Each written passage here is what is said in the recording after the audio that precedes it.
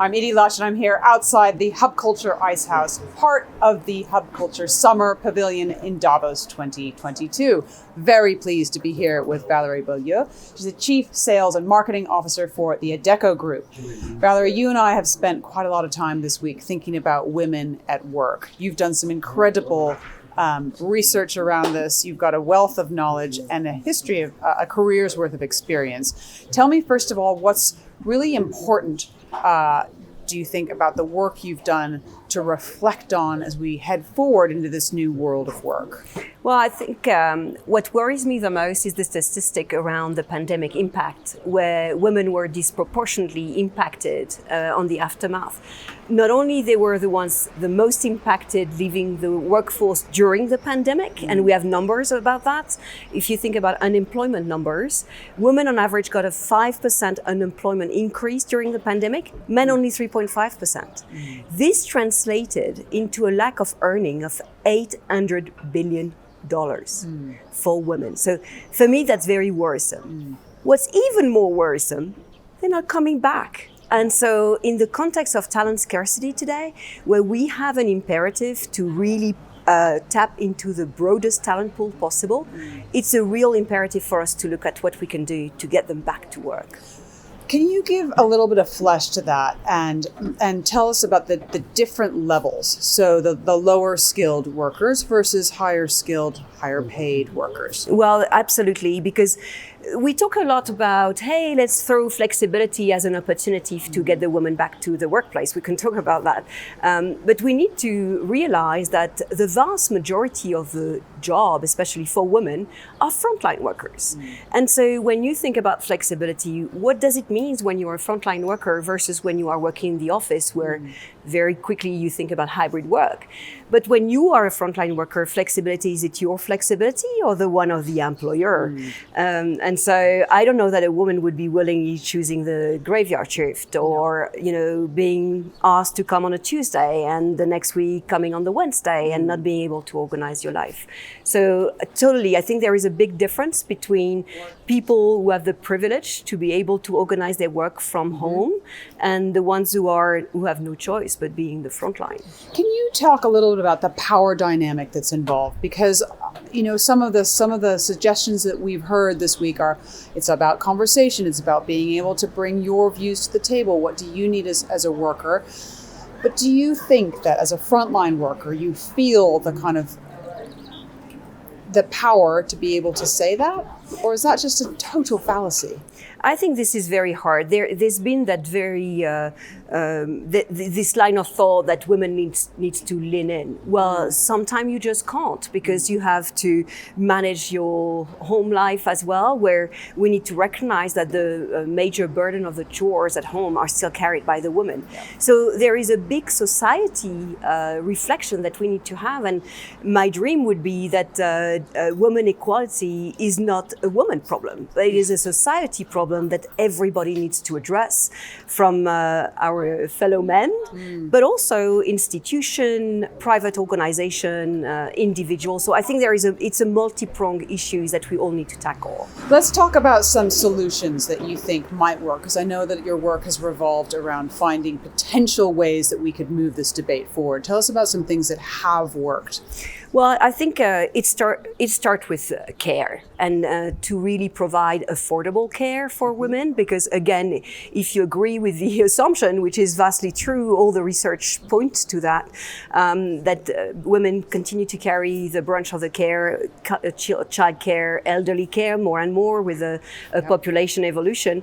So making sure that both the private sector and, more importantly, public institutions develop the system to allow families, and you see I don't say women, families, to have access to care. I think that would be a fantastic way to unlock the potential of women. So I think that would be one of the first steps to get closer to the solution. So that sounds it needs to come from not only from enlightened companies, but enlightened governments too, right? Totally. And when you look at the picture around the world, it's true that in the US, I lived in the US for a while, it's very much driven by the private sector historically. When you look at Europe, on the other hand, a lot of effort has been done directly by the public institution with, parental leave that are shared between the two parents. And you see, I don't want even to use the gender. Good. But in Sweden, for example, that's the thing. You can share absolutely freely between the two parents. In France, you get tax incentive to hire a nanny at home. You have a lot of kindergarten type of facilities that are easily accessible for women. And it's no surprise that these countries where you have these facilities, you also see the vast majority of the women participating to the workplace. I want to move a little bit further up the structure and look at kind of middle management, senior management. There's a myth around flexible working, and I'd like you to bust some of those myths in terms of what that actually looks like. Yes, and this is also a topic very dear to my heart, because I am very worried that by agitating flexibility as the panacea, we are going to actually continue to feed the stereotypes of women need to be more at home, they need to be closer to the school and to look after the kids, la la la la la la. And then we continue to be stuck into low value roles, transactional role, low paid, etc. I think there is another way of thinking about flexibility. And that's why I'm optimistic, because I think you can envision flexibility as another way to share the work across everyone. So it's not flexibility for women, but flexibility for all. And recently I was reading an article, I think it was in The Guardian, about who drive the counterterrorism in the UK. It's 2 women. And they're sharing the job half-half. That's amazing, because they're actually showing that it is possible to have an interesting job, impactful job, while deciding on how you want to manage your life. So a lot of examples. That idea. I think technology allows for enabling this flexibility. I think technology also presents a real challenge. If we think about digital well-being and the way that we are connected 24 hours a day, 7 days a week, on multiple apps, on multiple devices, it can be very hard. The other thing around flexible working, especially with distributed workforces, is that people end up taking calls, video conferencing all day and all night long, right? So there has to be some boundaries around that. And that has to come from enlightened leadership, right? Yeah, I am totally with you. And I think this hybrid work is also putting a burden on making sure that we train the managers, not only to enable their employees to put the boundaries, but also to be truly inclusive. We know, and research tells us that women are 4 times more likely to opt to work more from home than men, but that comes at a potential price. When you have the tax because you're not present, you are potentially exposed to missing on interesting opportunities, new projects. So how do we make sure that we coach managers to exercise true inclusivity of people who might be on a 2D screen vis-a-vis those who are physically in the room? And that will not come just because we ask the manager to do so. We need to hold them accountable.